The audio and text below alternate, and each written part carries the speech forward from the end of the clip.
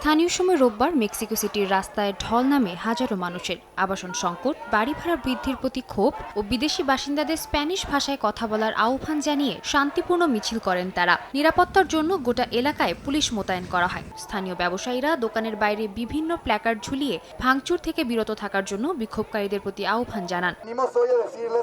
এর আগে গেল মাসের 16 তারিখে প্রথমবারের মতো বড় পরিসরে আন্দোলনে নামেন দেশটির সাধারণ মানুষ। চাপে পড়ে 14টি পদক্ষেপের একটি পরিকল্পনা প্রকাশ করে সরকার। এর মধ্যে ছিল ভাড়ার যুক্তিসঙ্গত সূচক নির্ধারণ, ভাড়া বৃদ্ধি মূল্যস্ফীতির চেয়ে বেশি হবে না এমন বিধান এবং ভাড়াটিয়াদের অধিকার রক্ষার জন্য একটি দফতর গঠনের বিষয়। তবে সরকারের পরিকল্পনা বাস্তবায়ন না হওয়ায় এখনও রাজধানীর বেশিরভাগ মানুষ বাসস্থানের অভাবে ভুগছেন। প্রশাসন নিজেই জানিয়েছে অনেক এলাকায় যৌক্তিক কারণ ছাড়াই 1 বছরে ভাড়া বেড়ে দ্বিগুণ হয়েছে।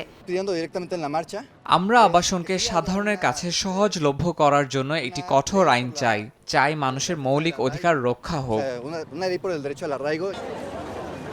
অন্যদিকে ব্রাজিলের সাবেক প্রেসিডেন্ট জেইর বলসোনারোর ওপর নজরদারির প্রতিবাদে রোববার রাস্তায় নেমেছেন তার হাজার হাজার সমর্থক। তাদের দাবি, বলসোনারোকে নজরদারিতে রাখার সুপ্রিম কোর্টের রায় অবৈধ এবং তিনি নির্দোষ।